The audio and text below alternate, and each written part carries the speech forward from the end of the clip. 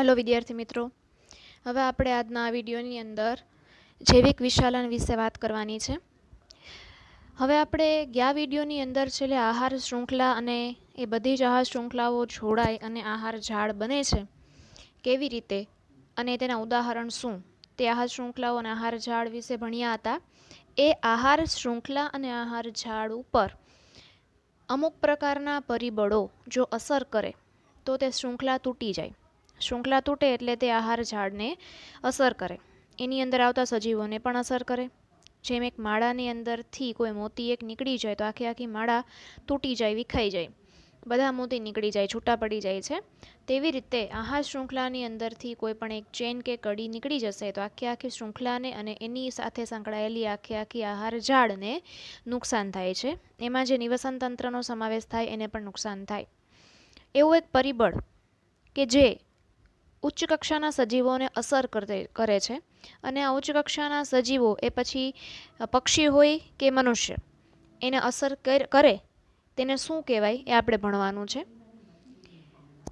જૈવિક વિશાલન। જલ પ્રદૂષણ કેવી રીતે થાય છે તેનું એક કારણ છે કે પાકને વિવિધ પ્રકારના રોગ તેમજ કીટકોથી બચાવવા માટે જંતુનાશકો તેમજ રસાયણોનો વધુમાં વધુ ઉપયોગ કરવામાં આવે છે।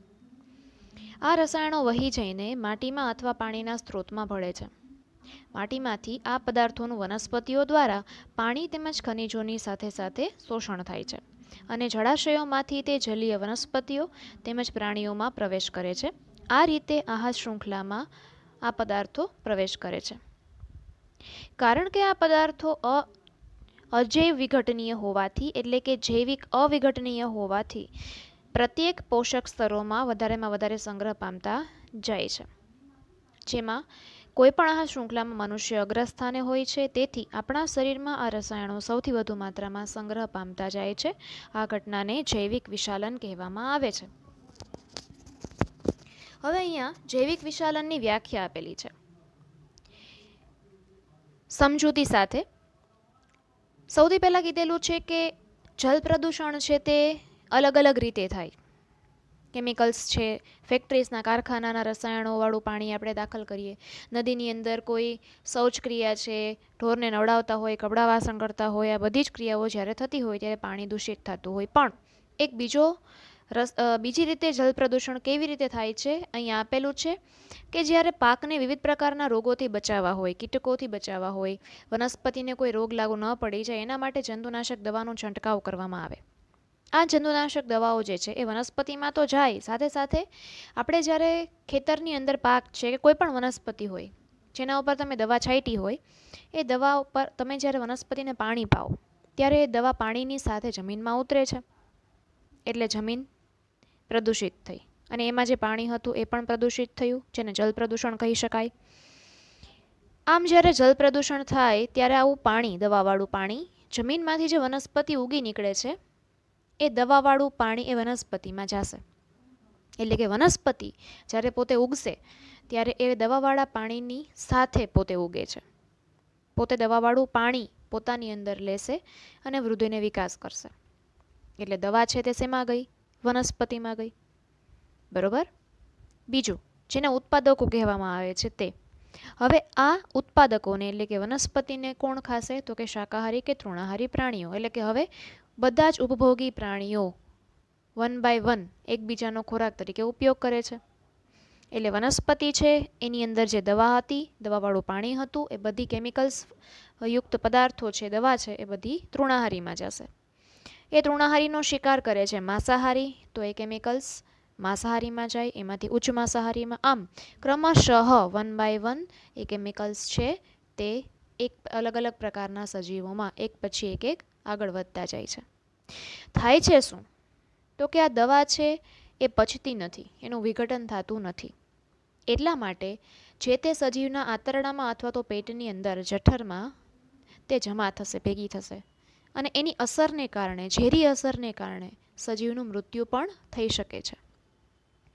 જ્યારે સજીવ એકબીજાનો શિકાર કરતાં કરતાં ઉચ્ચ કક્ષાના પોષક સ્તર સુધી પહોંચીએ આપણે આહાર શૃંખલામાં, એમાં આવે છે ગીધ, સમડી, બાજ અને બીજી કોઈ આહાર શૃંખલામાં છેલ્લે આવે છે મનુષ્ય। ઉચ્ચ કક્ષાના સજીવોની અંદર મનુષ્ય આવે અને પક્ષીઓની અંદર અથવા પ્રાણીઓની અંદર જોઈએ તો ગીધ આવે. આપણે છેલ્લા વિડીયોમાં વાત કરી હતી કે ઉચ્ચ કક્ષાના સજીવોમાં ગીધ તો આવશે જ.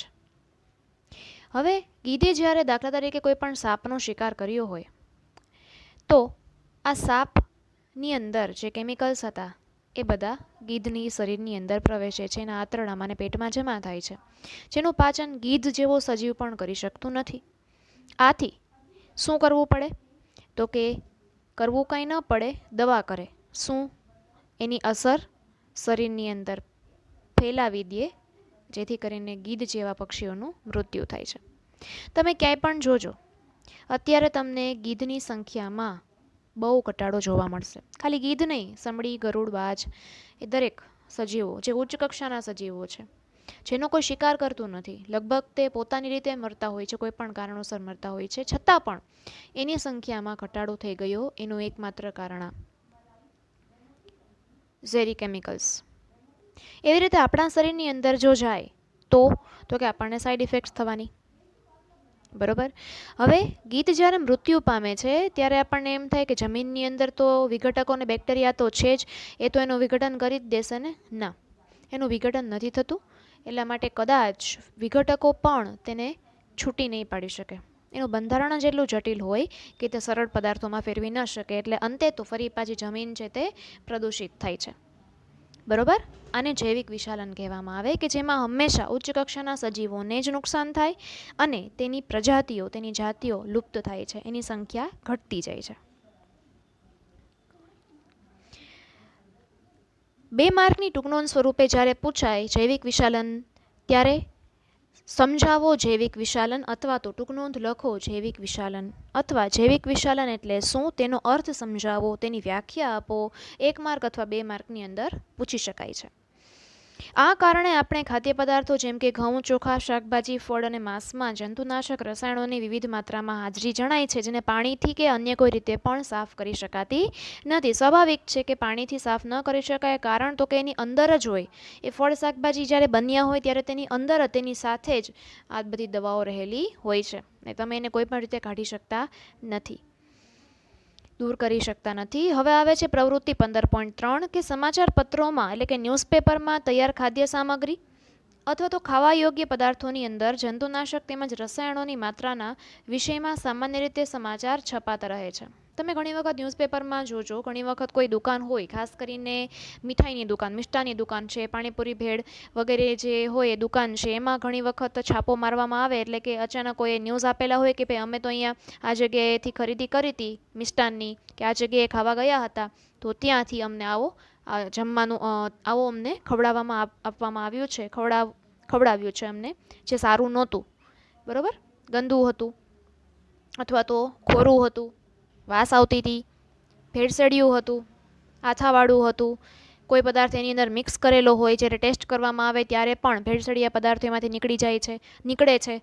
એટલે એવી દુકાનો છે એને બંધ કરી દેવામાં આવે અને એવા ખોરાકો છે, પદાર્થો છે જેમાં મિક્સ કરાતા હોય, નુકસાનકારક હોય, એવા પદાર્થોને વેચવા ઉપર પણ બેન લગાડવામાં આવે, પ્રતિબંધ કરી દેવામાં આવે. આમ કેટલાક રાજ્યોએ પણ આવા પદાર્થો પર પ્રતિબંધ લગાડ્યો છે. આ પ્રકારનો પ્રતિબંધ યોગ્ય છે કે નહીં તેના પર ચર્ચા કરો. તો હા, યોગ્ય જ છે, ચર્ચા કરવાની કોઈ જરૂર નથી. તમારા વિચારમાં આ ખાદ્ય પદાર્થોમાં જંતુનાશકોનો સ્ત્રોત કયો છે? શું આ જંતુનાશક પદાર્થો અન્ય સ્ત્રોતોના માધ્યમથી આપણા શરીરમાં પહોંચી શકે છે? હા, પહોંચી શકે છે. કે આ જંતુનાશકોનો સ્ત્રોત આવે છે ક્યાંથી? તો આપણે જ છાંટીએ છીએ, એટલે સ્ત્રોત આમ તો આપણે જ ગણાઈએ ને. કયા ઉપાયો દ્વારા શરીરમાં જંતુનાશક પદાર્થો કે રસાયણોની માત્રા ઓછી કરી શકાય? તો કે કાં તો તમે એને ભેળવો જ નહીં, એવા પદાર્થોને મિક્સ ન કરો, અથવા તો તમે એ પદાર્થોને લ્યો નહીં, ખાઓ નહીં. બરોબર. બાકીના પ્રશ્ન જે છે આ બંને પ્રશ્ન કે આ પોષક સ્તર એટલે શું તેની વ્યાખ્યા છે અને એક આહાર શૃંખલાનું ઉદાહરણ આપી તેના વિવિધ પોષક સ્તરો એટલે કે પગથિયા જણાવો અને નિવસન તંત્રમાં વિઘટકોની ભૂમિકા શું છે, જે આપણે હમણાં આગળ આ વિડીયોની અંદર જ જોશું. પહેલાં આપણે ભણી લઈએ કે આપણી પ્રવૃત્તિઓ પર્યાવરણને કેવી રીતે અસર પહોંચાડે છે. વાત જવા દો એવી અસર પહોંચાડે છે, પણ પર્યાવરણને અસર પહોંચાડે છે એની પહેલાં થોડીક જૈવિક વિશાલનની વાત આવી એટલે તમને એક વસ્તુ વિશે સમજૂતી થોડીક આપવા માગું છું. જો સમજો ને મગજમાં ઉતરે તમે બીજા 2 લોકોને પણ આના વિશે વાત કરી શકો છો. મેં ગીધની વાત કરી હતી તો વિશ્વ ગીધ દિવસ વલ્ચર ડેની ઉજવણી થાય છે. ઘણીવાર છાપામાં પણ તમે જોજો. ઝૂની અંદર આપણે અહીંયા ઘણા બધા ઝૂની અંદર હોય છે હાઇબ્રિડ ઝોન હોય છે, બરાબર, જ્યાં સંકરણ કરવામાં આવે છે જે તે સજીવનું કે જેની પ્રજાતિઓ ઓછી હોય, જેની સંખ્યા જે સજીવની ઓછી હોય એનું હાઇબ્રિડ સેન્ટર હોય છે, સંકરણ કેન્દ્ર હોય છે, જ્યાં સજીવોની વસ્તીની વૃદ્ધિ કરવામાં આવે છે, સંખ્યામાં વધારો કરવામાં આવે છે. એનું કારણ એ છે કે આપણી ખાસ તો અમુક પ્રવૃત્તિઓ, મનુષ્યની અમુક પ્રકારની એવી પ્રવૃત્તિઓ છે કે જેથી કરીને જેનો કોઈ દોષ હોતો નથી, જેનો કોઈ વાંક હોતો નથી, જે કોઈ દિવસ આપણને ક્યાંય આડા આવ્યા હોતા નથી, જે કોઈ દિવસ આપણને ક્યાંય નડ્યા હોતા નથી, એવા સજીવોને નુકસાન થાય છે. એ પછી વનસ્પતિ હોય કે ચાહે પ્રાણીઓ હોય કે ચાહે પક્ષી હોય કે એ જમીન હોય, પાણી હોય, આકાશ હોય, કોઈ પણ પરિબળ હોય, આપણે લીધે જ લગભગ બધાને નુકસાન થયું છે. બીજા કોઈ આપણને નુકસાન નથી પહોંચાડતા છતાં પણ આપણે જ બીજાને કારણ વિનાનું નુકસાન પહોંચાડીએ છીએ, બરોબર. તો વિશ્વ ગીધ દિવસની ઉજવણી કરવામાં આવે છે. તેવી રીતે પર્યાવરણ દિવસની તો આપણે ઉજવણી કરીએ જ છીએ. પછી વન્ય પ્રાણી સપ્તાહની ઉજવણી ગાંધી જયંતિ જ્યારે આવે 2 ઓક્ટોબર ત્યારથી લઈને અઠવાડિયું સુધી 10 ઓક્ટોબર સુધી 9 ઓક્ટોબર સુધી વન્ય પ્રાણી સપ્તાહની વર્લ્ડ વાઇલ્ડ લાઇફ વીકની ઉજવણી કરવામાં આવે છે. વાઇલ્ડ લાઇફ વીક જેને કહેવામાં આવે છે તે, બરાબર, એની ઉજવણી કરવામાં આવે છે. ક્યારે પણ તમને અનુકૂળ હોય ને જો મોકો મળે તો આ વીકની અંદર તમે ભાગ લેજો. તમને ઘણી બધી વનસ્પતિઓ જે આપણને કેવી રીતે ઉપયોગી છે, પ્રાણીઓને ઉપયોગી કેવી રીતે છે, જાનવરોને ઉપયોગી કેવી રીતે છે, અને એવી વનસ્પતિઓનો અત્યારે આપણે નાશ કરી નાખ્યો છે એટલે આપણે કેવા પ્રકારની અત્યારે હાલાકી ભોગવવી પડે છે. પછી અલગ અલગ જાતિ પ્રજાતિ તમે ક્યારેય કોઈ દિવસ જિંદગીમાં જોઈ પણ નહીં હોય, ક્યારેય તેના નામ સાંભળ્યા નહીં હોય, એના વિશે પણ તમને આ દરેક પ્રકારના સપ્તાહની ઉજવણીમાં જો તમે ભાગ લ્યો, ભાગીદાર બનો, તો તમને ઘણી બધી માહિતી મળશે કે આપણને એમ થાય કે આવું પણ આ દુનિયાની અંદર કુદરત ઈશ્વરે રચેલું છે અને દરેક સજીવની કાંઈક ને કાંઈક કિંમત હોય છે, એ નાનું હોય કે મોટું, પક્ષી હોય કે પ્રાણી, બરોબર. એટલે ચોક્કસથી આનો ભાગ બનજો. આપણે અહીંયા ગિરનારની અંદર અમુક પ્રકારની પ્રજાતિઓના ગીધ પણ છે. સ્વાભાવિક છે, દરેક સજીવ આપણાથી ડરતો હોય, લગભગ કોઈ પણ પ્રકારનો સજીવ છે એ ડરતો હોય, બરાબર. એટલે બને શક્ય હોય ત્યાં સુધી એને ટીઝ કરવાનું, રહેવા દેવાનું, એને શાંતિથી જુઓ, નિહાળો. તમને જે એના વિશે ખબર પડે છે તમારી પાસે માહિતી મેળવો, ગૂગલ ઉપર સર્ચ કરીને તમે એના વિશે માહિતી મેળવી શકો છો, બરાબર. પણ આ સજીવો કે જેનાથી તમને કોઈ પણ પ્રકારનું કાંઈ પણ નુકસાન નથી, જે તમને કોઈ દિવસ નડવાના નથી, તો શું કામ એને તમે એને નડો છો. અમુક પ્રકારની દવાઓનો ઉપયોગ ખેતરની અંદર થતો, અને આ ખેતરોના પાક છે તે ભેંસને ખવડાવવામાં જ્યારે આવે, જ્યારે ભેંસ કે ટૂંકમાં પાળતું પ્રાણીઓને જ્યારે ચરાવવામાં આવે, ચારવા માટે લઈ જવામાં આવે, ત્યારે ઘાસચારો ખાય, પાક ખાય, નીંદણ જેને કહેવામાં આવે, એ દવા એમાં પણ હોય, એ એના પેટમાં જાય, બરોબર. અને જ્યારે માંસાહારી પ્રાણીઓને આવા પ્રાણીઓનો શિકાર કરીને આપવામાં આવે, એનું માંસ ખવડાવવામાં આવે, ત્યારે એ માંસની અંદર દવા છે. આપણે હમણાં જ કીધું કે એનું વિઘટન નથી થતું, એટલે ભેંસનું પેટ પણ છે એ દવાને પચાવી નહીં શક્યું હોય. જ્યારે ભેંસનું મૃત્યુ થાય ત્યારે એનું માંસ છે જો સિંહ, વાઘ જેવા માંસાહારી સજીવોને ખવડાવવામાં આવે, બરોબર, અથવા તો ગીધ જેવા પક્ષીઓને એનું માંસ ખવડાવવામાં આવે, ત્યારે શું થાય તો કે દવા આપણા દ્વારા છટાયેલી હતી પણ નુકસાન કેટલા બધા સજીવોને થયું, ઘણા બધા સજીવોને, ને છેલ્લે ગીધ જેવા પક્ષીઓ સુધી પહોંચે છે. એ બધા ખાય એટલે દિવસે ને દિવસે ગીધોની સંખ્યામાં ઘટાડો થાય છે. આથી સરકારે એ દવા ઉપર પ્રતિબંધ લગાડી દીધો છે. અત્યારે મને દવાનું નામ અત્યારે યાદ નથી આવતું, બરોબર, પણ ગૂગલ ઉપર તમે વલ્ચર વિશે માહિતી મેળવો છો. તમને 7 પ્રકારની પ્રજાતિ, અલગ અલગ પ્રકારની પ્રજાતિઓ, 7 કે 9 પ્રકારની, 7 તો છે કન્ફર્મ છે, પણ અલગ અલગ પ્રકારની ગીધની પ્રજાતિ ભારતની અંદર, ઇન્ડિયાની અંદર, ગુજરાતમાં પણ ઘણા બધા પ્રકારની પ્રજાતિઓ ગીધની જોવા મળે છે.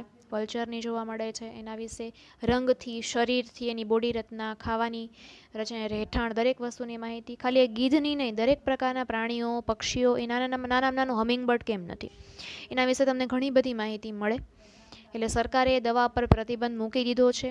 એટલે હવે પછી એ દવાઓ છે, એ દવા જે વેચાતી નથી. બાકી ખૂબ જ ઝેરી અસર હતી. રિસર્ચ દ્વારા એવું જાણવા મળેલું હતું કે એ દવાથી જ ગીધની ઘણી બધી પ્રજાતિઓ છે એનો નાશ થઈ ગયો છે. પછી સરકાર જાગી અને એવું કહેવામાં આવે છે ગવર્મેન્ટે દવાઓ પર પ્રતિબંધ કરી દીધો છે. એટલે હવે કોઈ પણ ખેડૂતો એ દવાનો છંટકાવ કરતા નથી. દવા વેચાતી જ નથી, વેચાતી બંધ થઈ ગઈ છે ઘણા સમયથી. એટલે આવી રીતે આપણી પ્રવૃત્તિઓને કારણે પર્યાવરણને પણ અસર પહોંચાડીએ છીએ આપણે. બરોબર? આપણે બધા પર્યાવરણના અંતર્ગત ભાગ સ્વરૂપે છીએ. તેથી પર્યાવરણમાં થતા પરિવર્તનને આપણને અસર પહોંચાડે છે. અને આપણી પ્રવૃત્તિઓ આપણી ચારે તરફના પર્યાવરણને અસર પહોંચાડે છે. હમણાં જ મેં ચર્ચા કરી. ધોરણ 9ની અંદર આપણે અભ્યાસ કરી ગયા છીએ કે આપણી પ્રવૃત્તિ કોઈને કોઈ પ્રકારે પર્યાવરણને પ્રભાવિત કરે છે. પ્રભાવિત કરવું એટલે તમે શું સમજો છો? પ્રભાવિત કરવું એટલે તમે એમ સમજતા હશો કે ચમકાવવું, શાઇનિંગ કરવી, એમ નહીં. પ્રભાવિત કરવું ને ગુજરાતીમાં કહેવાય અસર પહોંચાડવી. એ અસર સારી હોય કે ખરાબ, પણ આપણે કોઈ અસર પર્યાવરણને કરતા હોય એ કોઈ દિવસ સારી હોય ખરી નહીં. આપણે હંમેશા પર્યાવરણને ખરાબ જ અસર લગભગ મારા ખ્યાલ મુજબ પહોંચાડીએ છીએ બાય પોલ્યુશન. મોટામાં મોટો સિંહ ફાળો હોય આપણો તો એ છે પોલ્યુશન. બરોબર? આ ભાગમાં આપણે પર્યાવરણ સંબંધી બે સમસ્યાઓના વિષયમાં વિસ્તૃતથી ચર્ચા કરીશું, અને જેમાં આવે છે ઓઝોન સ્તરનું વિઘટન અને કચરાનું વ્યવસ્થાપન. પહેલાં આપણે જોઈએ ઓઝોન સ્તરનું વિઘટન કેવી રીતે થાય છે. તો મિત્રો, મોસ્ટ આઈએમપી પ્રશ્ન જો કોઈ આ ચેપ્ટરનો હોય, નિવસન તંત્ર પછીનો જો કોઈ આઈએમપી પ્રશ્ન હોય તો એ છે આ ઓઝોન સ્તર કેવી રીતે વિઘટન પામે. હવે આખો પ્રશ્ન પરીક્ષામાં લગભગ નહીં જ પૂછાય. બરોબર? થોડોક લાંબો છે, 2 અથવા 3 માર્કની અંદર આવશે. એટલે આખો ટોપિક છે એમાંથી 2 ટોપિક બીજા નીકળે છે અને 2 ટોપિકમાંથી 2 પ્રશ્ન બને છે.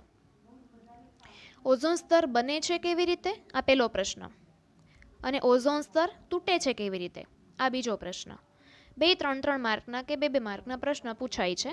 એટલે આખો ટોપિક છે એમાંથી 2 પ્રશ્નના 2 ટોપિક 3-3 કે 2-2 માર્કની અંદરથી પૂછી શકાય છે. તો આપણે જોઈએ. પહેલાં આપેલું છે, મુદ્દો એવો છે કે ઓઝોન સ્તર એટલે કે શું છે અને તે વિઘટન કેવી રીતે પામે છે. બરોબર? આવો મુદ્દાનું નામ છે. એટલે પહેલાં અહીંયા મેં લખેલું છે, તમારે પણ લખી જ લેવાનું છે કમ્પલસરી ટેક્સ્ટબુકની અંદર, કે ઓઝોન સ્તરનું નિર્માણ આ પેરેગ્રાફથી ચાલુ થાય છે. અત્યારે આપણે પહેલાં ઓઝોન સ્તર શું છે અને બન્યું કેવી રીતે, એનું નિર્માણ કેવી રીતે થયું, આપણે એની વિશે વાત કરશું. જે 3 માર્કની અંદર પૂછી શકાય કે ઓઝોન સ્તરનું નિર્માણ સમજાવો, અથવા ઓઝોનનું અણુસૂત્ર લખો, એ પણ આવશે આગળ. તો ઓઝોન જેનું અણુસૂત્ર છે O3, ઓક્સિજનના 3 પરમાણુઓથી ભેગું થઈને ઓઝોનનો એક અણુ બને છે O3. જ્યારે સામાન્ય ઓક્સિજન એટલે કે અહીંયા લખજો O2, જેની અંદર 2 પરમાણુ હોય છે ઓક્સિજનના. બરોબર? તે ઓક્સિજન બધા જ પ્રકારના જારક સજીવો માટે આવશ્યક છે. તો જારક સજીવ એટલે શું? તો કે જે સજીવને શ્વાસ લેવા માટે ઓક્સિજનની જરૂર પડતી હોય, જે સજીવોને, એને જારક સજીવ કહેવાય. એટલે આપણે જે ઓક્સિજન લઈએ છીએ તે ઓક્સિજનનો અણુ, જેમાં O2 પરમાણુ 2 હોય છે, એમાં એક ત્રીજો ઓક્સિજન ઉમેરાઈ જાય તો એ બની જાય ઓઝોનનો અણુ O3. એટલે ઓઝોનનું અણુસૂત્ર થશે O3. ઓઝોન એક ઘાતક વિષ છે, પરંતુ વાતાવરણના ઉપરના સ્તરમાં ઓઝોન છે તે આવશ્યક કાર્ય પૂરું કરે છે. હકીકતમાં તે ઝેરી છે. અહીંયા ચોખવટ કરેલી છે કે જો ઓક્સિજનનો પરમાણુ હોય, 2 પરમાણુ જ્યારે હોય O2 તરીકે, તો આપણા માટે પ્રાણવાયુ છે, જીવનદાન આપે છે આપણને. પરંતુ જો એ 3 પરમાણુવાળો અણુ થઈ જાય, ઓઝોન થઈ જાય, તો ઝેરી છે, શ્વાસમાં ન લઈ શકાય. છતાં પણ તે નુકસાન કરતું નથી, કારણ કે ક્યાં આવેલું છે? તો કે વાતાવરણના ઉપરના સ્તરમાં આવેલું છે. એટલા માટે તે ખૂબ જ જરૂરનું, મદદનું કાર્ય કરે છે, આપણને નુકસાન કરતું નથી. શું કામ કરે છે? તો કે સૂર્યમાંથી આવતા પારજાંબલી વિકિરણોથી પૃથ્વીને રક્ષણ આપે છે. આ એનું મોટું કાર્ય. એટલે 1 માર્કની અંદર પૂછી શકાય ઓઝોનનું અણુસૂત્ર. બીજું 1 માર્કમાં પૂછી શકાય ઓઝોનનું કાર્ય, એટલે કે સૂર્યમાંથી આવતા પારજાંબલી વિકિરણોથી પૃથ્વીને રક્ષણ આપે છે, પૃથ્વીની સપાટીને. પારજાંબલી વિકિરણોને ઇંગ્લિશમાં કહેવાય અલ્ટ્રાવાયોલેટ રેસ, એટલે કે યુવી રેસ. આ પારજાંબલી વિકિરણો છે તે સજીવો માટે અત્યંત હાનિકારક છે. ઉદાહરણ તરીકે તે માનવમાં ત્વચાનું કેન્સર ઉત્પન્ન કરી શકે છે. આટલું બધું હાનિકારક છે. આ તો તમને એક જ આપેલું છે. વધારાના તમને હું ઉદાહરણ આપું કે ચામડીનું કેન્સર માનવની અંદર, પછી આંખમાં મોતિયો નાની ઉંમરે આવી જાય, મોતિયાના કેસમાં વધારો થાય. તો અત્યારે તમે જુઓ લગભગ કેન્સર છે એ પહેલાના સમયની અંદર ડાયાબિટીસ જો કોઈને થાય કે બ્લડ પ્રેશર જો કોઈને થાય તો પણ ઓહો એવું થઈ જતું હતું. અત્યારે બીપી સામાન્ય થઈ ગયું છે, ડાયાબિટીસ કોમન થઈ ગયું છે. કેન્સર જે પહેલાં હમણાં સુધી કેન્સર થતું, હવે અત્યારે કેન્સર પણ ધીમે દિવસે ને દિવસે ડાયાબિટીસ કેન્સર છે તે કોમન થવા માંડ્યા છે. કારણ કે લગભગ કોઈને ખાસ કરીને આંતરડાનું કેન્સર અને ગાલનું કેન્સર લગભગ કોઈને ને કોઈને, અને એજેડ જે વ્યક્તિ હોય એને હોય જ છે. દિવસે ને દિવસે કેન્સરના કેસોમાં વધારો થતો જોવા મળે છે. મોતિયાની અસર પણ ઘણા લોકો જેની ઉંમર 50ની હોય, 55 હોય, 40ની ઉંમર હોય, 40, 45, 50, 55, એને પણ મોતિયા આવી જાય છે. તો એનો મતલબ શું થયો કે ભાઈ આની અસર કદાચ આપણા શરીરને થતી હોવી જોઈએ. હવે ઓઝોન સ્તર આવેલું ક્યાં છે તો તમે લખી લેજો પાઠ્યપુસ્તકમાં કે સ્ટ્રેટોસ્ફિયરમાં ઓઝોન સ્તર આવેલું છે. આપણા વાતાવરણના 4 સ્તરો છે, જેને મેં તમને લાસ્ટ વિડીયોમાં વાત કરી હતી. ટ્રોપોસ્ફિયર સૌથી પહેલા નંબરનું છે, જેમાં અલગ અલગ પ્રકારના વાયુઓ રહેલા છે, ઓક્સિજન, કાર્બન ડાયોક્સાઇડ વગેરે જેવા. એ ટ્રોપોસ્ફિયર પછી બીજા નંબર ઉપર સ્ટ્રેટોસ્ફિયર આવે. પહેલું ટ્રોપોસ્ફિયર આવે, ત્યાર પછી આવે સ્ટ્રેટોસ્ફિયર. એ સ્ટ્રેટોસ્ફિયરમાં અમુક કિલોમીટર સુધી ઓઝોન સ્તરનું નિર્માણ થયેલું છે. બરોબર.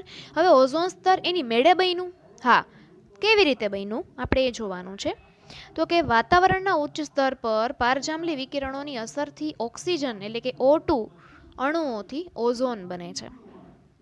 ઉચ્ચ ઉર્જાવાળા પારજાંબલી વિકિરણો, જો સમજો, ઉચ્ચ ઉર્જાવાળા જેની પાસે ખૂબ જ વધારે શક્તિ છે તેવા પારજાંબલી વિકિરણો એટલે કે યુવી રેસ એ ઓક્સિજન અણુનું વિઘટન કરી તેને સ્વતંત્ર ઓક્સિજન પરમાણુ બનાવી નાખે છે, પરમાણુમાં ફેરવી નાખે છે. એટલે અહીંયા સમીકરણ આપેલું છે, 1 માર્ક આ સમીકરણનો હશે. જ્યારે 3 માર્કનો પ્રશ્ન પૂછાશે બરોબર, ત્યારે આ બંને સમીકરણ ફરજિયાત લખવા. આ બંને સમીકરણનું 1 માર્ક હશે, એટલે કે અડધો આ સમીકરણનો અને અડધો આ સમીકરણનો. કારણ કે જો આ સમીકરણ બોર્ડની અંદર સમીકરણ જ્યારે જોવે ત્યારે એ લોકોને સમજાય કે તમને ખરેખર આ મુદ્દો આવડે છે. ઘણું બધું કહી જાય છે આ બંને સમીકરણ. શું થાય, પારજાંબલી વિકિરણો જે આપણને નુકસાન કરતા છે એ જ પારજાંબલી વિકિરણો ઓઝોન બનાવવામાં પણ મદદ કરે છે. એટલે કે ટ્રોપોસ્ફિયરની અંદર જે O2 અણુ છે બરોબર, એ પારજાંબલી વિકિરણોની ઉર્જા મેળવી અને પોતે છૂટા પડી જાય. અણુ છે તે પરમાણુમાં ફેરવાઈ જાય, O+O. હવે એમાંથી એક ઓક્સિજનનો પરમાણુ અન્ય અણુ સાથે જોડાઈ જાય બરોબર, એટલે 2 ને 1 3, O3 ઓઝોન અણુનું નિર્માણ થાય છે. ફરીથી જો સમજો, બધા ઓક્સિજનના અણુ એકસાથે તૂટતા નથી, પણ કોઈ ઓક્સિજનના અણુ, અમુક પ્રકારના અમુક ઓક્સિજનના અણુ છે તે અણુઓ વિકિરણોની ઉર્જા મેળવી પરમાણુમાં ફેરવાઈ જાય અને બાકીના અણુઓ સાથે આ પરમાણુઓ જોડાઈ જાય. એટલે 3 પરમાણુવાળો એક ઓઝોનનો અણુ બને છે. આ એક ઓઝોનનો અણુ છે કે જેની અંદર 3 પરમાણુ ઓક્સિજનના રહેલા છે. એટલે અહીંયા લખેલું છે કે ઉચ્ચ ઉર્જાવાળા એટલે કે વધારે શક્તિવાળા, વધારે ઉર્જાવાળા પારજાંબલી વિકિરણો ઓક્સિજન અણુ O2નું વિઘટિત કરીને, અણુઓને વિઘટિત કરીને, વાક્યરચના થોડીક અલગ આપેલી છે, ઓક્સિજન અણુઓને વિઘટિત કરીને, એવું અહીંયા આવશે, ઓક્સિજન અણુઓને વિઘટિત કરીને સ્વતંત્ર ઓક્સિજન પરમાણુમાં ફેરવે છે બરોબર, અથવા પરમાણુ બનાવે છે. બની ગયો અહીંયા. હવે આ ઓક્સિજનનો સ્વતંત્ર પરમાણુ અન્ય ઓક્સિજનના અણુ સાથે સંયોજાઈને, તમારે અંડરલાઈન કર્યું તો કરી લેજો, સ્વતંત્ર ઓક્સિજનનો પરમાણુ અણુ સાથે સંયોજાઈને ઓઝોનનો અણુ બનાવે છે. એટલે અહીંયા મેં એરો કરીને લખેલું છે કે જ્યારે ઓઝોનનો અણુ બની જાય ત્યારે તેને ચોરસ બોક્સમાં આ સૂત્રને મૂકી દેજો અને અહીંયા લખજો નિર્માણ. અહીંયા તમારું ઓઝોન સ્તરનું નિર્માણ થઈ ગયું, ઓઝોન સ્તર બની ગયું. હાલના સમયની અંદર આ સ્તર દિવસે ને દિવસે તૂટી રહ્યું છે અને એટલે તો આપણને અલગ અલગ પ્રકારના રોગો માંડ્યા છે થવા નાની ઉંમરે. એટલે હવેથી તમારો નવો પ્રશ્ન ચાલુ થાય છે બીજો, ઓઝોન સ્તરનું વિઘટન થાય કેવી રીતે તે સમજાવો, એ અહીંયાથી હવે ચાલુ થશે. એટલે અહીંયા તમે લખી લેજો વિઘટન.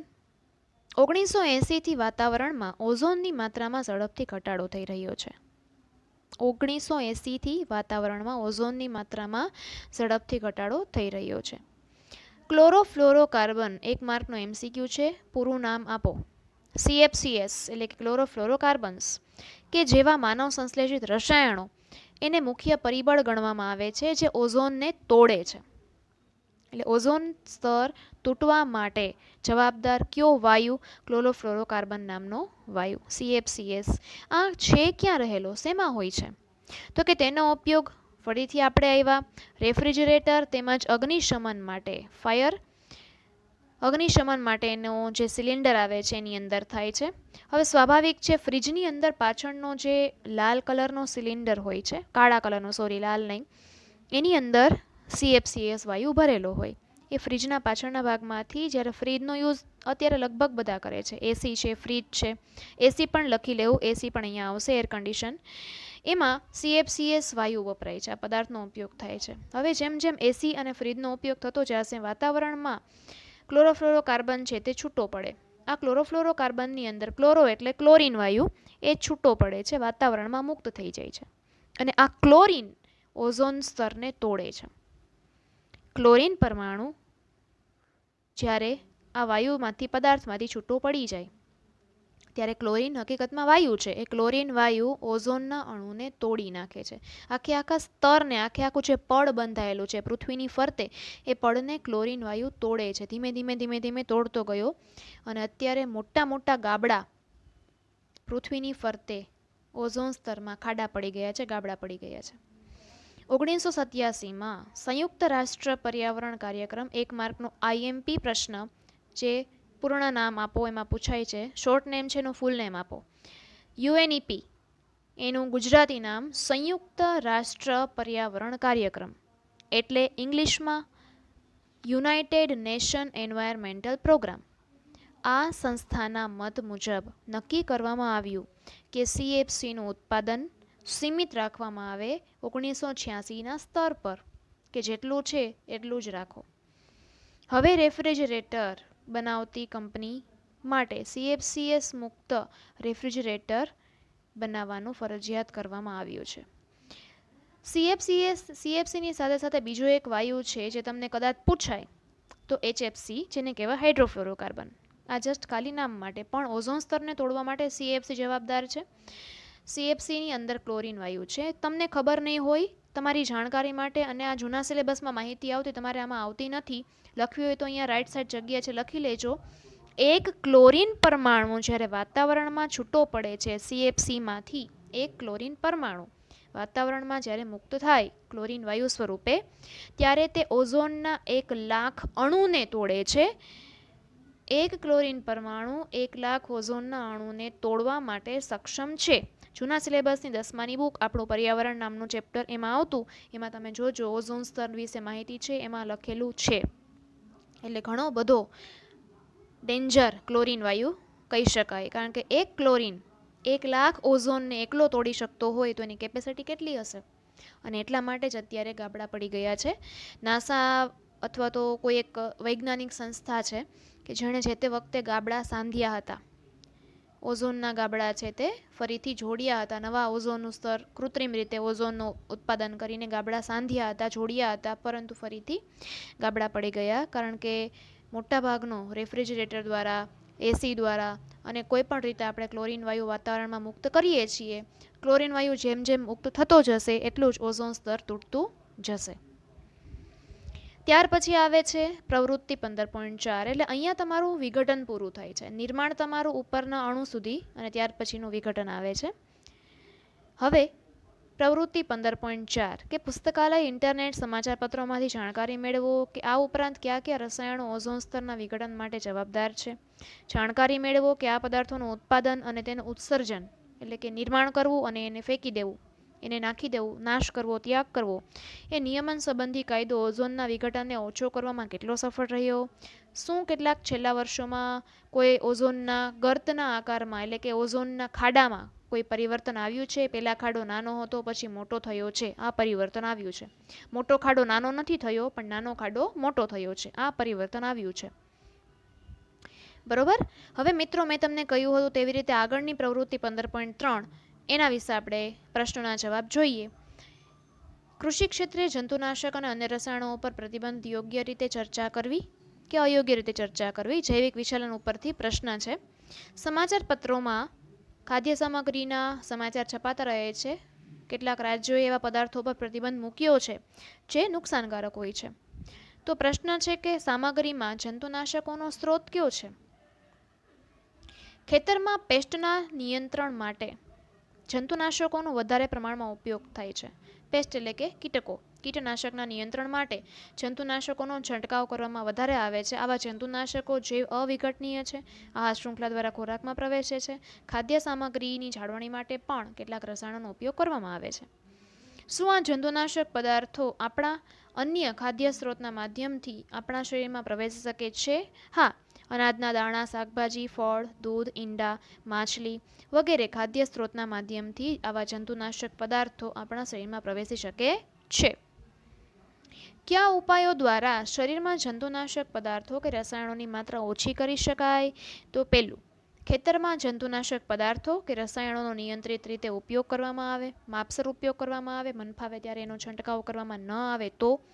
બીજું, કૃષિ ઉત્પાદનોમાં જંતુનાશકના પ્રમાણની સતત દેખરેખ તેમજ નિયમિત સમયાંતરે તેની ચકાસણી કરવામાં આવે અને કાર્બનિક કૃષિનો વ્યાપ વધારવામાં આવે. કાર્બનિક એટલે કે અમુક પ્રકારની જંતુનાશક દવાઓ, અમુક પ્રકારના ખાતર એવા વાપરો, કૃત્રિમ ખાતર ન વાપરો, યુરિયા ખાતર છે એમ નહીં, પણ કુદરતી ખાતરનો બને ત્યાં સુધી ખાતરનો ઉપયોગ કરો કે જમીનની અંદર જે દાખલ થાય અને સારા ખનિજ તત્વો દ્વારા વનસ્પતિની વૃદ્ધિ સારી થાય અને કોઈ રોગ જ ન થાય. આમ ઉપરોક્ત ઉપાયો દ્વારા શરીરમાં જંતુનાશક પદાર્થોની કે રસાયણોની માત્રા ઓછી કરી શકાય છે. કેટલાક રાજ્યોએ તૈયાર ખાદ્ય સામગ્રી પર શા માટે પ્રતિબંધ મૂક્યો છે? કેટલાક રાજ્યોએ તૈયાર સામગ્રી પર પ્રતિબંધ મૂક્યો છે કારણ કે જંતુનાશકોનું પ્રમાણ તેમાં ઊંચું હોય છે, જે આપણા સ્વાસ્થ્ય માટે હાનિકારક હોય છે. ત્યાર પછી આગળ આપણે ગુલાબી ક્વેશ્ચન આવી ગયા હતા 2. એની અંદરનો પહેલો પ્રશ્ન. આ પ્રશ્ન બંને આઈએમપી છે. તમારી ફેસબુકની અંદર લખતા હો તમે જો તો લખી લેજો તો વધુ સારું. પોષક સ્તરો એટલે શું? અહીંયા પોષક સ્તરની વ્યાખ્યા છે જે તમારી ફેસબુકમાં લખવાની છે.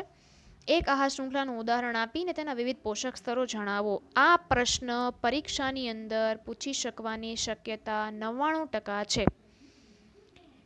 જો પ્રશ્ન ટ્વિસ્ટેડ પૂછે ત્યારે આવી રીતે પૂછે. અને આહાર શૃંખલા એવી વસ્તુ છે કે જો એક પગથિયું ચૂકી ગયા તો પાછળની આખી આહાર શૃંખલા વિખાઈ જાય, બાકીના બધા જ પગથિયા ભૂલાઈ જાય અને ગળથોલિયું ખાતા ખાતા ખાતા આપણે નીચે આવતા રહીએ. એટલા માટે આ પ્રશ્ન લખી લેજો.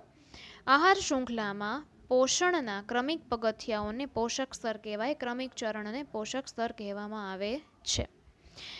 નિવસન તંત્રમાં પોષક સ્તર ઉર્જાનું વહન દર્શાવે છે. આહાર શૃંખલા ભક્ષ્ય અને ભક્ષકના ક્રમિક સંબંધની માહિતી આપે છે. ભક્ષ્ય અને ભક્ષક એટલે શું? શિકારી અને શિકાર એને ભક્ષ્ય અને ભક્ષક કહેવામાં આવે. ખોરાક લેવા વાળો અને ખોરાક પોતે. એમાં શરૂઆત તો હંમેશા ઉત્પાદકોથી થશે અને પછી છેલ્લે આવશે બધા જ અલગ અલગ પ્રકારના ઉપભોગીઓ. એમાં જમીનની આહાર શૃંખલા આપેલી છે, જેમાં ઘાસ ઉત્પાદક છે, પેલા પગથિયા ઉપર ઉગેલું છે એટલે એને કીધેલું છે પ્રથમ પોષક સ્તર. ઘાસને ખાય છે ઉંદર. ઉંદર છે પ્રાથમિક ઉપભોગી. બીજા નંબરના પગથિયે ઉભેલું છે એટલે દ્વિતીય પોષક સ્તર. ઉંદરને ખાશે સાપ એટલે કે માંસાહારી છે. બીજા નંબરનો ઉપભોગી છે પગથિયું ત્રીજું. ઉપભોગી બીજો, ત્રીજા પગથિયે સાપ છે, ઉંદરને ખાઈ ગયો. અને સાપને ખાશે ઉપર ઉડતી સમડી એટલે ત્રીજા નંબરનો ઉપભોગી થશે. અને જે પહેલું પગથિયું, બીજું પગથિયું, ત્રીજું અને ચોથા નંબરના પગથિયે સમડી ઉભેલી છે. આમ પોષક સ્તર 4, ઉપભોગી 3 અને એક ઉત્પાદક. આમ સમડી સુધીની આખી આહાર શૃંખલા છે. અને સમડીનું પછી શિકાર થાય અથવા તો કે કોઈ પણ કારણોસર મૃત્યુ પામે તો તેનું વિઘટન થાય અને જમીનમાં વિઘટકો તેને ભેળવી દે. તો આ વિઘટકોની ભૂમિકા શું? તે શું કરે છે? નિવસન તંત્રમાં વિઘટકોનું કામ શું છે? ભૂમિકા એટલે કાર્ય. અહીંયા લખવું હોય ઉપર તો લખી લેજો. ભૂમિકા શું છે એટલે કે વિઘટકોનું કાર્ય શું છે? તો કે વિઘટકો એટલે વનસ્પતિ અને પ્રાણીઓના મૃત શરીર એટલે કે જે મરી જાય ત્યારે વનસ્પતિ સુકાઈ જાય, કોહવાઈ જાય, પાણીની અંદર સડી જાય અને જમીનની અંદર જ્યારે ભળે છે તેવી વનસ્પતિ, અને પ્રાણીઓનું જ્યારે મૃત્યુ થાય છે તેવા મૃત શરીર, તેમજ ઉત્સર્ગ દ્રવ્ય એટલે કે છાણ છે, મળ છે, આ બધા ઉત્સર્ગ દ્રવ્યો પર પોષણ માટે આધારિત સજીવોને વિઘટકો કહેવામાં આવે છે. વિઘટકો છે એની અંદર બે પ્રકારના સજીવો આવશે, બેક્ટેરિયા અને ફૂગ. બેક્ટેરિયાને ગુજરાતીમાં જીવાણુ કહેવાય, અને ફૂગ, આ બંને વિઘટકો છે. તે શું કામ કરે છે? તો કે વિઘટકો જટિલ કાર્બનિક દ્રવ્યોનું સરળ અકાર્બનિક દ્રવ્યોમાં વિઘટન કરે છે. કાર્બનિક દ્રવ્ય એટલે એવા દ્રવ્ય જેમાં કાર્બનની હાજરી હોય. કાર્બનની સાથે સાથે નાઇટ્રોજન, ઓક્સિજન અને હાઇડ્રોજન હોય.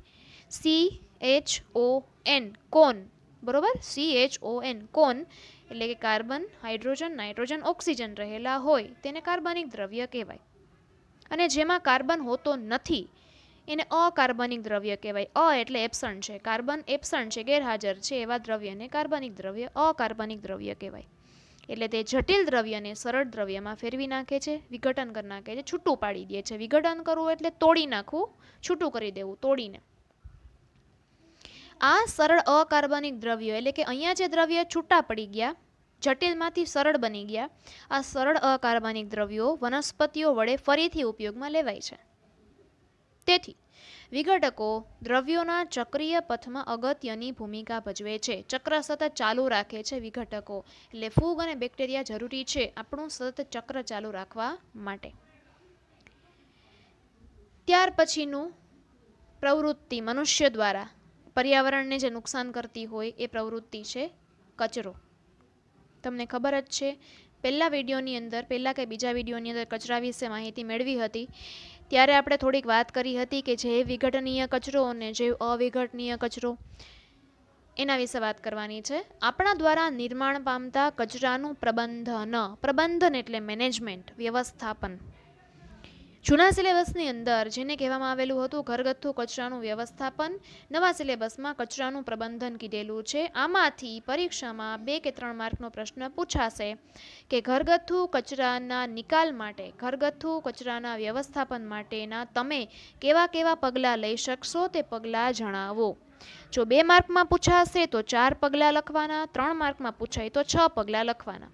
એટલે કે તમે મૌલિકતાથી તમારે એવા પગલાં લખવાના કે કચરાનો નિકાલ તમે કેવી રીતે કરી શકો. તમારા ઘરની અંદર જે કચરો છે, ઘરગથ્થુ એટલે ઘરની અંદર કચરો જે છે એનો તમારે નિકાલ કરવો હોય તો તમે કેવી રીતે નિકાલ કરશો એની વાત છે. આપણે દૈનિક ગતિવિધિઓમાં આપણા ઘણા એવા પદાર્થોનું નિર્માણ કરીએ છીએ જેને આપણે ફેંકી દઈએ છીએ. આ નકામા પદાર્થો ક્યાં ક્યાં છે? તો ઘણા બધા પદાર્થો હોય, કાગળના, કાપડના, પ્લાસ્ટિક છે, ધાતુઓ છે. જ્યારે આપણે તેમને ફેંકી દઈએ છીએ ત્યારે તેઓનું શું થાય છે? તો કે કાં તો કોઈ ઢોર ખાઈ જશે, કાં તો કોઈ જમીનમાં ભળી જશે, અને કાં જમીનમાં ભળશે નહીં, જમીનમાં એમનેમ રહેશે. આવા પ્રશ્નોના જવાબ જાણવા માટે આવો નીચેની પ્રવૃત્તિ કરીએ. પ્રવૃત્તિ 15.5. તમારા ઘરેથી કચરો એકત્રિત કરો. તેમાં આખા દિવસમાં ઉત્પન્ન થયેલો કચરો, જેમ કે રસોડાનો કચરો, વાસી ખોરાક, શાકભાજીના છોતરા, ચાના ઉપયોગ કરેલા પાન, ચાની ભૂકી, દૂધની ખાલી થેલીઓ પ્લાસ્ટિકની અને ખાલી ડબ્બા, આ ઉપરાંત નકામા કાગળ, દવાની ખાલી શીશીઓ, દવાની પટ્ટીઓ, જેમાં દવા ટેબ્લેટ્સ આવે છે તેને સ્ટ્રીપ્સ કહેવામાં આવે, બરાબર, રેપર, પતરા જેને કહેવામાં આવે છે તે, પછી બબલ પેક, જૂના ફાટેલા કપડાં, તૂટેલા જૂતા વગેરે કોઈ પણ કચરો હોઈ શકે, એને ભેગો કરો. તેને શાળાના બગીચામાં એક ખાડો કરીને દબાવી દો. જો એવું સ્થાન પ્રાપ્ત ન હોય તો આ કચરાને કોઈ જૂની ડોલ અથવા તો કુંડામાં એકત્રિત કરી અને જાડી માટીના 15 સેન્ટીમીટરના જાડી માટીના સ્તરથી ઢાંકી દો. તેનો પાણીનો છંટકાવ કરી તેના પર તેને ભીનું રાખો. 15 દિવસ પછી તેનું અવલોકન કરો. એ ખાડાને ખોદો. તે કયા પદાર્થો છે જે લાંબા સમય પછી પણ અપરિવર્તિત રહ્યા છે, અને એ કયા પદાર્થો છે જેનું સ્વરૂપનું પરિવર્તન આવી ગયું છે, પરિવર્તન થઈ ગયું છે, તેના સંરચનામાં પરિવર્તન આવ્યું છે. અપરિવર્તિત એટલે કે જેનું સ્વરૂપ બદલાયેલું નથી, અને પરિવર્તન એટલે કે જેનું સ્વરૂપ બદલાયેલું છે, બરોબર. તો તમને એક મગજમાં આવશે કે દૂધની થેલી છે, દવાની સ્ટ્રીપ્સ છે, કાચની શીશીઓ છે, દવાની ખાલી શીશીઓ છે, બરોબર, એ બધી એનું પરિવર્તન નહીં આવ્યું હોય, બરોબર. બાકી વાસી ખોરાક, શાકભાજીના છોતરા, એ બધામાં પરિવર્તન આવ્યું હશે, અથવા તો તે માટીની અંદર કદાચ ભળી ગઈ હોય તો આપણને ખાડો ખોદ્યા પછી મળે પણ નહીં, એવું બને. જે પદાર્થોના સ્વરૂપમાં સમયની સાથે પરિવર્તન આવે છે તે પદાર્થો કયા છે કે જે ઝડપથી વધુ પરિવર્તિત થાય છે? આના પ્રશ્નના જવાબ આપણે જોઈએ. ખાડામાં દાટેલા કયા પદાર્થો લાંબા સમય પછી પણ અપરિવર્તિત રહે છે, એટલે કે એવા ને એવા રહ્યા છે? તો કે લાંબા સમય પછી પણ અપરિવર્તિત રહે તેવા પદાર્થોમાં દવાની ખાલી શીશીઓ અને તેનું ઢાંકણું, દૂધની કોથળીઓ, દવાની સ્ટ્રીપ્સ, બબલ પેક, પ્લાસ્ટિકના તૂટેલા જૂતા વગેરે છે. કયા પદાર્થોના સ્વરૂપ અને સંરચનામાં લાંબા સમય પછી પરિવર્તન આવે છે? તો કે વાસી ખોરાક, શાકભાજીના છોતરા, ઉપયોગમાં લીધેલા ચાના પાન કે ચાની ભૂકી, ખાલી ખોખા, નકામા કાગળ, ફાટેલા કપડાં અને તેના ટુકડા, ફાટેલા ચામડાના જૂતા વગેરે પદાર્થોમાં પરિવર્તન આવે છે. આ પદાર્થોમાંથી કયા પદાર્થો વધારે ઝડપથી પરિવર્તન પામ્યા, જમીનની અંદર વધારે જલ્દી ભળી ગયા? તો કે વાસી કે બગડેલો ખોરાક, શાકભાજીના છોતરા, ઉપયોગમાં લીધેલા ચાના પાન કે તેની ભૂકી, બગડી ગયેલા શાકભાજી કે સડી ગયેલા શાકભાજી કે ફળ વગેરે પદાર્થો ઝડપથી પરિવર્તન પામે છે. આપણે જૈવિક ક્રિયાઓના પ્રકરણમાં અભ્યાસ કર્યો કે આપણા દ્વારા ખાધેલા કે ભોજનમાં લીધેલા ખોરાકનું પાચન વિવિધ ઉત્સેચકો દ્વારા થાય છે. પણ શું તમે ક્યારે વિચાર્યું છે કે એક જ ઉત્સેચક ખોરાકના બધા જ પદાર્થોનું પાચન કેમ કરી શકતો નથી? ઉત્સેચકો પોતાની ક્રિયામાં ચોક્કસ હોય છે, એટલે કે કોઈ વિશેષ પ્રકારના પદાર્થનું પાચન કરવામાં કે વિઘટન કરવામાં વિશિષ્ટ ઉત્સેચકની જરૂરિયાત હોય છે. એટલે જ કોલસા ખાવાથી આપણને ઉર્જા પ્રાપ્ત થતી નથી. તો પહેલાં ઉત્સેચક એટલે શું, તમને એ વસ્તુ કહી દઉં. તમારે ટૂંકમાં ઉપર લખવું હોય તો ટેક્સ્ટબુકમાં જગ્યા હોય ત્યાં લખી લેજો કે ઉત્સેચક એટલે એવા પદાર્થો જે મનુષ્યના શરીરમાં કે કોઈ પણ સજીવના શરીરમાં રહેલા ખોરાકનું પાચન કરે છે. મોટા સ્વરૂપમાંથી નાના સ્વરૂપમાં, સૂક્ષ્મ સ્વરૂપમાં રૂપાંતર કરે છે અને શરીરને શક્તિ પૂરી પાડે છે. એવા પદાર્થોને ઉત્સેચકો કહેવાય. અલગ અલગ પ્રકારના ખોરાકનું સ્વરૂપ બદલવા માટે, શક્તિ આપવા માટે શરીરની અંદર અલગ અલગ ઉત્સેચકો હોય છે. કોઈ એક ઉત્સેચક છે દરેક પ્રકારનું ખોરાકનું રૂપાંતર કરતો નથી. આ કારણે જ પ્લાસ્ટિક જેવા માનવ નિર્મિત ઘણા બધા પદાર્થોનું વિઘટન જીવાણુ દ્વારા કે અન્ય મૃતોપજીવી દ્વારા થઈ શકતું નથી. બરોબર? મૃતોપજીવી એટલે ઉકરડામાં મરી ગયેલા કે સડી ગયેલા પદાર્થો ઉપર જે જીવન ગુજારતા હોય, એમાંથી પોષણ મેળવતા હોય, ફૂગ છે, બેક્ટેરિયા છે, મશરૂમ ફૂગ આવે છે, એ બધા ઉકરડામાં થાય, એને મૃતોપજીવી સજીવ કહેવાય. તે પ્લાસ્ટિકની કોથળીનું વિઘટન કરી શકતા નથી. આથી આવા પદાર્થો છે એ જમીનમાં ભળતા નથી. જમીનની અંદર તો વિઘટકો છે, બેક્ટેરિયા છે જ, તો તમે પ્લાસ્ટિકનો કચરો તેમાં નાખશો, કાચની શીશી નાખી, બરોબર, કાચના ખાલી ઢાંકણા નાખ્યા, પ્લાસ્ટિકનું બોટલ નાખી, દવાની સ્ટ્રીપ્સ નાખી, તો એ વિઘટકો છે તેનું વિઘટન નહીં કરી શકે, કારણ કે એની પાસે ઉત્સેચકો છે. ઉત્સેચકોની અસર એ દવાની શીશી પર થતી નથી, કારણ કે તે પ્લાસ્ટિક અથવા કાચનું છે, આથી તેને તોડી નહીં શકે. આથી આવા પદાર્થો ઉપર તમારે એવા પ્રકારની ભૌતિક પ્રક્રિયાઓ કરવી પડે, કાં તો એને ગરમ કરવું પડે, કાં તો એના ઉપર પ્રેશર આપવું પડે, એટલે મોટું સ્વરૂપ છે તે નાનું સ્વરૂપમાં ફેરવાઈ જાય. આમ ભૌતિક પ્રક્રિયાઓ દ્વારા તમારે તેનું સ્વરૂપ બદલવું પડે, જમીનમાં ભળતા નથી. આથી સામાન્ય અવસ્થામાં લાંબા સમય સુધી પર્યાવરણમાં અવિઘટિત સ્વરૂપે ટકી રહે છે. આથી વ્યાખ્યા આવે છે, જે પદાર્થો જૈવિક ક્રિયા દ્વારા વિઘટન પામીને તેનું સ્વરૂપ બદલી નાખતા હોય, જે પદાર્થો જૈવિક ક્રિયા દ્વારા વિઘટિત થાય તેઓને જૈવ વિઘટનીય પદાર્થો કહે છે. જૈવિક ક્રિયા દ્વારા એટલે સજીવની ક્રિયા દ્વારા, એટલે કે ચાની ભૂકી, સડી ગયેલા શાકભાજીઓ, શાકભાજીના છોતલા, ફળ, એઠવાડ, એ દરેકને જમીનમાં તમે ખાડામાં દાટી દીધા તો જમીનની અંદર સજીવો છે, બેક્ટેરિયા અને ફૂગ, એ સજીવો એ નકામા પદાર્થોને તોડી નાખે છે. એઠવાડ છે, ચાની ભૂકી છે, શાકભાજીના છોતરા છે, એને તોડી નાખશે, જમીનમાં ભેળવી દેશે. આથી એવા પદાર્થો કે જે સજીવ દ્વારા ત્યાગ કરાયેલા છે, સજીવ દ્વારા ફેંકાયેલા છે, જેને દાટી દીધા છે ખાડામાં, અને એનું વિઘટન સજીવોએ કર્યું, બેક્ટેરિયા અને ફૂગે. આથી તેને જૈવ વિઘટનીય પદાર્થો કહેવાય, જે જમીનમાં ભળી જાય છે. જે પદાર્થો જૈવિક ક્રિયામાં વિઘટન પામતા નથી એટલે કે બેક્ટેરિયા અને જીવાણુ જેવા સજીવો દ્વારા વિઘટન પામતા નથી, જમીનમાં ભળી શકતા નથી, તેને જૈવ અવિઘટનીય પદાર્થો કહે છે. આ પદાર્થો સામાન્ય રીતે અવિઘટનીય હોવાથી પર્યાવરણમાં લાંબા સમય સુધી રહે છે અને પર્યાવરણના બીજા સભ્યોને પણ નુકસાન પહોંચાડે છે. કદાચ જમીનમાં દાટ્યા હોય આવા પદાર્થો અને ગાય જેવા સજીવો છે તે જો કોઈ પણ કારણોસર ખાઈ જાય, અને ગાય જે સજીવ છે મૂંગા પ્રાણીઓ છે, ઢોર ઝાખર છે, રસ્તામાં પણ કદાચ દૂધની કોથળી છે કે એવા કંઈ કચરા પડ્યા હોય તો એને ખબર પડતી નથી, ચબલા છે પ્લાસ્ટિકના, તો એ ખાઈ જશે, બરોબર, તો તેના પેટની અંદર જાય અને રોગ થઈ જાય, ગાયનું મૃત્યુ પણ થઈ શકે. ગાય નહીં, કોઈ પણ પ્રાણી આવા પદાર્થો છે જ્યારે તે ખાઈ જશે તો તેને નુકસાન થશે. આ મુદ્દો છે આખો એ કચરાને લગતો મુદ્દો છે. આગળના વિડીયોમાં પણ મેં તમને કીધેલું હતું, કચરાના તમારે બે રીતના પ્રકાર આવશે, સ્વરૂપનીય કચરો અને વિઘટનને આધારે કચરો. સ્વરૂપને આધારે કચરામાં બે પ્રકાર આવશે, ઘન સ્વરૂપ અને પ્રવાહી સ્વરૂપ. અને વિઘટનને આધારે આપણે અહીંયા જોયું જૈવ વિઘટનીય અને જૈવ અવિઘટનીય. જે મેં પહેલો વિડીયો મૂકેલો હતો એમાં મેં જૈવ વિઘટનીય, જૈવ અવિઘટનીય, અને એ જ વિડીયોમાં જો તમને યાદ હોય તો એમાં ઘન સ્વરૂપનો કચરો અને પ્રવાહી સ્વરૂપનો કચરો ચારે ચાર કચરા વિશેના ઉદાહરણો અને માહિતી વ્યાખ્યા સાથે આપેલી હતી. હું તમને ફરીથી નેક્સ્ટ વિડીયોની અંદર સમજાવીશ. પ્રવૃત્તિ 15.6 પુસ્તકાલય અથવા ઇન્ટરનેટ દ્વારા જૈવ વિઘટનીય અને અવિઘટનીય પદાર્થોના વિષયમાં જાણકારી મેળવો.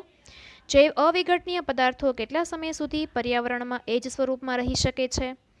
આજકાલ જૈવ વિઘટનીય પ્લાસ્ટિક મળી રહે છે. આ પદાર્થોના વિષયમાં હજુ વધુ જાણકારી મેળવો અને શોધી કાઢો કે શું તેની પર્યાવરણ પર નુકસાનકારક અસર થાય છે કે નહીં. પ્રશ્નના જવાબ આવી રીતે છે કંઈક, જૈવ અવિઘટનીય પદાર્થો કેટલા સમય સુધી પોતાના ઓરિજિનલ સ્વરૂપમાં, મૂળ સ્વરૂપમાં પર્યાવરણમાં રહી શકે છે? એટલે કે દૂધની કોથળી, પ્લાસ્ટિકની બોટલ્સ છે તે એવી ને એવી કેટલા સમય સુધી રહી શકે છે? તો કે પ્લાસ્ટિકનો કચરો જેવા અવિઘટનીય પદાર્થો ગરમી અને દબાણ જેવા ભૌતિક પરિબળોથી અસર પામે છે, પણ જો તેને ગરમી ન મળે, વધારે પડતું તાપમાન ન મળે કે દબાણ આપવામાં ન આવે તો તે સામાન્ય પરિસ્થિતિમાં લાંબા સમય સુધી પોતાના મૂળ સ્વરૂપમાં જળવાઈ રહે છે. જ્યારે તેના ઉપર તાપમાન આપવામાં આવશે, તેને ગરમ કરવામાં આવશે, દબાણ આપવામાં આવશે તો તેનું સ્વરૂપ બદલશે, પ્લાસ્ટિક ઓગળી જશે, બરાબર. ત્યાં સુધી એનું સ્વરૂપ બદલાતું નથી. જો તેનું સ્વરૂપ જ્યાં સુધી નહીં બદલાય ત્યાં સુધી તે નુકસાન કરતું રહેશે પર્યાવરણને. શોધી કાઢો કે જૈવ વિઘટનીય પ્લાસ્ટિકની પર્યાવરણ પર નુકસાનકારક અસર થાય છે કે નહીં. પ્લાસ્ટિક પણ જૈવ વિઘટનીય છે તો તેની અસર શું? અને આ પ્લાસ્ટિક માનવ સર્જિત છે જે આપણે બનાવેલા છે.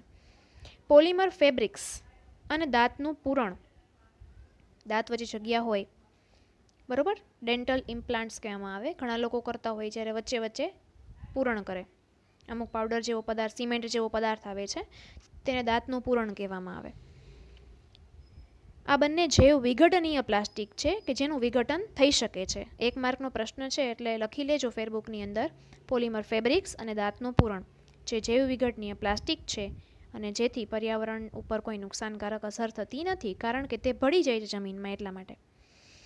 હવેનો ટોપિક છે આ વિડિયાની અંદર મિત્રો IMP છે. હમણાં જ મેં તમને કીધેલું હતું કે કચરાના પ્રકારો આપણે પહેલા વિડીયોમાં જોઈ ગયા હતા. બાજુમાં તમે લખી લેજો, 2 માર્કમાં પૂછાય છે. નકામા કચરાના પ્રકારો વર્ણવો. તો પહેલાં કચરાની વ્યાખ્યા જોવાની વસ્તુ એ છે કે નવો સિલેબસ છે, કચરા વિશે માહિતી છે છતાં પણ અધૂરી માહિતી છે. આખા મુદ્દામાં પાઠ્યપુસ્તકમાં ક્યાંય પણ તમને કચરાની વ્યાખ્યા આપેલી નથી, છતાં પ્રશ્ન પૂછેલો છે તો પરીક્ષામાં પણ પૂછાશે, બરોબર. કચરાના પ્રકારો તમને ક્યાંય આપેલા નથી એટલે જ મેં તમને ભણાવ્યા, કારણ કે પરીક્ષામાં પૂછી શકાય છે. એટલે જ મેં તમને પહેલા જ વિડીયોમાં સ્ટાર્ટિંગમાંથી જ તમને કીધેલું હતું કે કદાચ પરીક્ષામાં આવી શકશે. જો આગળ આવશે તો ભણશું, પણ પાઠ્યપુસ્તકમાં કચરાની વ્યાખ્યા કે કચરાના પ્રકારો સવિસ્તૃત વર્ણન સાથે આપેલા છે નહીં. એટલે તમને આ વિડીયોની અંદર હું આપું છું, સમજી લેજો, લખવું હોય તો લખી લેજો, કદાચ પરીક્ષામાં આવી શકે ખરા. અનૈચ્છિક બિનઉપયોગી વધારાની વસ્તુઓ કે ઘરગથ્થુ નકામી ચીજ વસ્તુઓને કચરો કહે છે. અનૈચ્છિક એટલે કે જેની આપણે કોઈ વાપરવાની ઈચ્છા નથી. બિનઉપયોગી છે, વધારાની વસ્તુ છે, જેનો કોઈ ઉપયોગ નથી આપણે કરવાના, નકામી વસ્તુ છે, ઘરગથ્થુ ઘરની અંદર રહેલી છે, એ વસ્તુઓને કચરો કહેવામાં આવે. કચરાના સ્વરૂપને આધારે બે પ્રકારમાં વર્ગીકૃત કરાય છે. પહેલું ઘન કચરો અને બીજું પ્રવાહી કચરો. ઘન કચરો એટલે રસોડાના કચરાની અંદર શાકભાજી, ફળ, છાલ, હાડકાં, આ ઉપરાંત ધાતુનો કચરો, કોઈ વસ્તુ બગડી ગઈ હોય ઘરની અંદર, પંખો છે, ટ્યુબલાઇટ છે, એનું સ્ટાર્ટર છે વગેરે, રેગ્યુલેટર છે, સ્વિચ છે પંખાની, સ્વિચબોર્ડની વગેરે, બેટરીનો સેલ છે, બેટરી પોતે છે, બેટરી બરોબર, પ્લાસ્ટિક, પોલિથીન વગેરેનો, પોલિથીન એટલે કે પ્લાસ્ટિકની થેલીઓ, ઝબલા, એનો ઘન કચરામાં સમાવેશ થાય છે. જ્યારે પ્રવાહી કચરો, જેને એઠવાડ કહી શકાય, નકામું ગંદુ પાણી. ઘન કચરાની સરખામણીએ પ્રવાહી કચરાનું વ્યવસ્થાપન અને તેની હેરફેર સરળતાથી થાય છે. એટલે કે પ્રવાહી કચરાને તમે ગટર દ્વારા પણ તેનો નિકાલ કરી શકો છો. ઘન કચરાને તમારે કચરાના ડબ્બામાં એક જગ્યાએથી ઉપાડીને સુપડા દ્વારા કચરા ટોપલીમાં કે કચરા પેટીમાં તમારે નાખવું પડે. જ્યારે પ્રવાહી કચરાને તમે ગટર દ્વારા વહેવડાવીને પણ તેનો નિકાલ કરી શકો છો. એટલે ઘન કચરા કરતાં પ્રવાહી કચરાનું વ્યવસ્થાપન સરળતાથી કરી શકાય છે. આ થયા સ્વરૂપને આધારે કચરા, ઘન કચરો અને પ્રવાહી કચરો. હવે આવે છે વિઘટનને આધારે કચરો. એના બે પ્રકાર ઉપર આપણે જોયા હતા, તે જૈવ વિઘટનીય અને જૈવ અવિઘટનીય. માત્ર તમારે આ જ વસ્તુ આવે છે જ્યારે આ કચરાની વ્યાખ્યા અને સ્વરૂપને આધારે કચરાના પ્રકાર એ તમારે ટેક્સ્ટબુકમાં નથી. એટલે તમે આ વિડીયો જોઈ તમારી ફેરબુકમાં આખો પ્રશ્ન છે તે લખી લેજો. વિઘટનને આધારે કચરાના પ્રકાર તમારે ભણવામાં આવે છે, પણ ઉદાહરણ નથી આપેલા. જ્યારે આ મુદ્દાની અંદર વ્યાખ્યા સાથે ઉદાહરણ પણ આપેલા છે. એટલે આખો મુદ્દો લખી લેજો ફેરબુકની અંદર. જે કચરો જૈવિક પ્રક્રિયા એટલે કે જીવાણુ કે મૃતોપજીવી દ્વારા વિઘટન કરી શકાય તેને જૈવ વિઘટનીય કચરો કહેવાય, જેમ કે શાકભાજી, ફળ, કાગળ વગેરે. જૈવ અવિઘટનીય કચરો, જે કચરાનું જૈવિક પ્રક્રિયા કે જીવાણુ કે મૃતોપજીવી દ્વારા વિઘટન ન કરી શકાય તેને જૈવ અવિઘટનીય કચરો કહેવાય, જે આપણે આગળની પ્રવૃત્તિ ઉપરથી તમને મેં સમજાવેલું છે. આ પદાર્થો પર તાપમાન અને દબાણની અસર થાય છે, પરંતુ લાંબા સમય પર્યાવરણમાં મૂળ સ્વરૂપમાં રહે છે. તેના ઉદાહરણમાં આવે છે કાચ, પ્લાસ્ટિક, પોલિથીન, ધાતુ વગેરે. એટલે આઈએમપી પ્રશ્ન છે કચરો, જૈવિક વિશાલન, આહાર શૃંખલાવાળો જે આગળ આપણે પ્રશ્ન જોઈ ગયા કે તેની ઉદાહરણ આપીને પોષક સ્તર વિશે માહિતી આપો. આ મુદ્દો કચરાના પ્રકારો છે તે 2 માર્કની અંદર પૂછી શકાય, જેમાં ફરીથી યાદ દેવડાવી દઉં, આ કચરાની વ્યાખ્યા છે. સ્વરૂપને આધારે 2 પ્રકાર જે તમને ટેક્સ્ટબુકમાં આપેલા નથી, કચરાની વ્યાખ્યા પણ ટેક્સ્ટબુકમાં આપેલી નથી, એટલે મહેરબાની કરીને લખી લેવી. જરૂર જણાય તો પહેલો વિડીયો પણ એક વખત જોઈ લેજો, એની અંદર પણ આપેલું છે. અને ત્યાર પછી આ જે તમને પાઠ્યપુસ્તકમાં મેં અંડરલાઈન ઉપરના મુદ્દામાં કરેલી છે તે વિઘટનને આધારે કચરાના 2 પ્રકાર અને તેના ઉદાહરણ પ્રશ્ન સ્વરૂપે આપેલા છે. એટલે આખો મુદ્દો કચરા વિશેનો ભણી જવો. ત્યાર પછી મુદ્દો એવો છે કે કચરાનો નિકાલ કેવી રીતે કરશો. આપણો ટોપિક એવો છે કે કચરાનું વ્યવસ્થાપન કેવી રીતે કરશો, એ આપણે નેક્સ્ટ વિડીયોની અંદર જોવાનું છે. અને સાથે સાથે ટેક્સ્ટબુકની અંદર પાછળ આપેલું સ્વાધ્યાય પણ આપણે ભણશું. આ વિડીયો છે એ ઘણો બધો આઈએમપી છે. જૈવિક વિશાલનથી ચાલુ કરીએ તો ઓઝોન સ્તરનું નિર્માણ કેવી રીતે થાય, ઓઝોન સ્તર તૂટે કેવી રીતે, કચરાનું બેલેન્સ કેવી રીતે કરવું, કચરાનું મેનેજમેન્ટ કેવી રીતે કરવું, કોને કહેવાય કચરો અને કેવા પ્રકારનો કચરો હોય છે. એટલે આખો મુદ્દો આજે આપણે 3 થી 4 મુદ્દા ભણ્યા. 4 મુદ્દા ખૂબ આઈએમપી છે. તમને જરૂર જણાય મહેરબાની કરીને ભૂલ્યા વિના અંડરલાઈન તો કરજો જ, સાથે સાથે લખવું પડે તો લખી લેજો. આ વિડીયો ગમ્યો હોય તો લાઇક કરો, શેર કરો કે બીજા વિદ્યાર્થીઓને પણ કામ લાગે, અને સબસ્ક્રાઈબ કરવાનું ભૂલતા નહીં. Thank you.